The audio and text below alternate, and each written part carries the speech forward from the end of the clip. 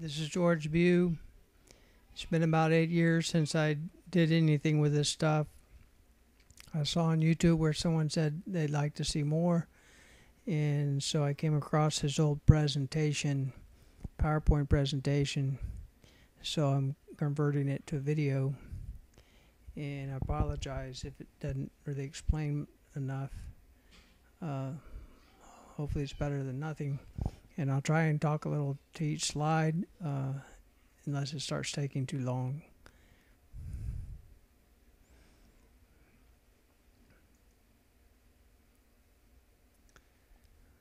This is all based on the difference between quantum electrodynamics and classical electrodynamics, and my contention is that after 7 years of research, it looked to me like everything, the quantum behavior of subatomic particles can be explained by interactions that are all understandable using classical electrodynamics. And a big part of that is spin interactions and spin waves, not just among uncompensated spins, but among paired electrons in atoms and radiated and received electromagnetic energy among all subatomic particles from their spin motions. This slide just gives a kind of a classical explanation of the electron. It's not blue, it's not a ball, it's just a symbolic representation. It has spin, and because of its spin, the spin motion of that energy, you might consider it the Ponting vector. It's at right angles to the direction of the magnetic field and the electric field. That motion is what causes the development of the magnetic dipole through the electron, and that's its spin axis that it goes through. Just like a gyroscope, if you've got some force, in this case a magnetic force pushing and pulling on that spin axis, it won't just turn directly to face or turn away from that external force, but it'll start gyrating around like a gyroscope or a top that's off axis. And as it does so, it will radiate away electromagnetic waves, according to classical electrodynamics. In quantum electrodynamics, they contend that down at the subatomic level, the classical behavior of an electron can no longer apply, because if it did, it would radiate away all its energy in the form of electromagnetic waves. And it's my contention that that's correct. It does radiate away its energy. However, it does receive energy from all other radiating similar particles. So the energy is maintained, and it also causes the development of standing waves among all matter, kind of like a three-dimensional weave of the fabric of space. And in fact, it's that standing wave energy that in a very convoluted way gets explained by quantum physics as zero-point energy. If you go to the website down there that lists at the bottom, hyperphysics, gsu.education base spin.html, you'll see more explanation of this diagram on this slide. In quantum physics, they say spin is either up or down, even though their diagram shows that it's just a portion of its magnetic field that's up or down. And when considering an exchange energy between particles, they still acknowledge a kind of a precession, even though they say the classical idea of precession can't be applied. But in fact, they use it in equations explaining how particle interactions occur.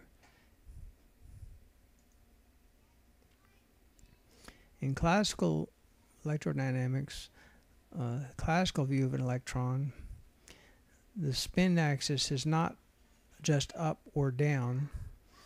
In quantum physics, they say that's true, but in fact, it's the precession angle that they call precession axis that they call the spin axis, when in fact the spin axis is at an angle and off to the side and continuously precessing about a precession angle, and that motion causes radiation of electromagnetic waves, and it also in the process of precessing can be absorbing electromagnetic waves from other similar particles.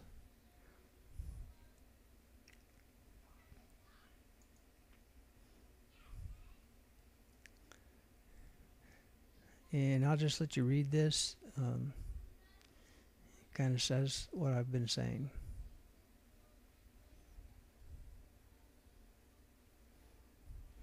If some of these slides go by too fast, feel free to just push the pause button on YouTube and take your time and read it more slowly.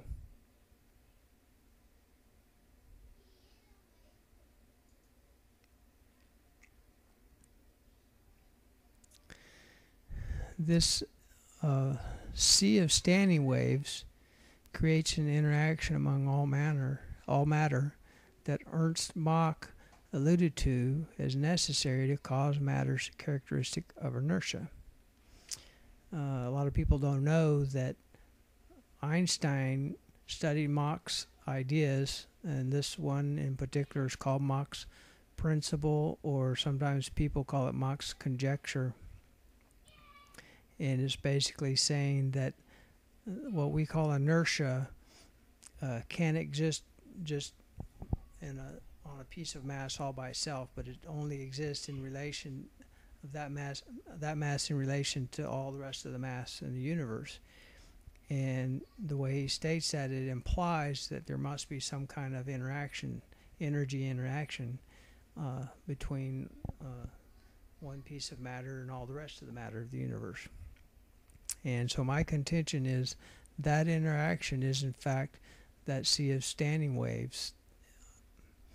When a particle or a group of particles making up an object is tried to force to a new position in space, as soon as you start changing its position, the precessional motions of every subatomic particle within that mass starts getting out of phase with all the electromagnetic energy radiating towards it from everything else, from those standing waves. And those magnetic forces that develop cause you to feel resistance. Just like if you're trying to take a north magnet and push it against the north of another magnet, it takes force to push those two norths together. So as soon as you start getting a phase difference between one group of precessing particles and the signals coming from all other, then that phase difference causes you to get more and more as if you're like a north pushing towards the north. And that's a lot easier to see with some animations. It's hard to describe in words. But those forces trying to move something to a new position actually cause the rotations, the precessions of all the particles to have to resync in what is then in phase for its new velocity in some direction.